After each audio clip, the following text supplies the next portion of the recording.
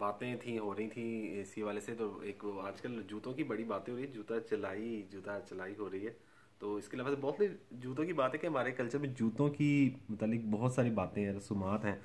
और उनमें से कुछ रसूमात ऐसी हैं जो अगर आपको मालूम हो, जैसे एक तो कहा जाता है कि जूतियाँ सीधी करना। फिर इसके अलावा आता है वो जूतियाँ चाटना। फिर कहा जाता है जूते घिसाना। और फिर इस बहुत सी बातें हैं जूते, लेकिन आजकल जूते चलाए भी जा रहे हैं जैसा कि मैंने पहले कहा। और इसके अलावा अगर आप बात करें तो जूते छोड़कर भाग जाना।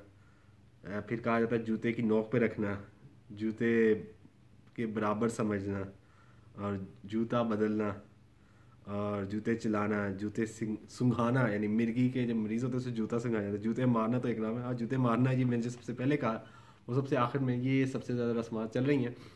मसलन पहले जूते सीधे करना जो है वो अहले इल्म के लोग, यानी कि आप अगर याद हो तो खलीफा हारून रशीद के बेटों का से पूछा गया कि किनके बच्चे ज़्यादा, कौन ज़्यादा इज्जत वाला है, तो उनके क्या कि उनका बच्चों का उस्ताद, यानी कि लेकिन अब आजकल लोग ऐसा नहीं समझते, आजकल दूसरी चीज़ें ज़्यादा होने लगी हुई हैं।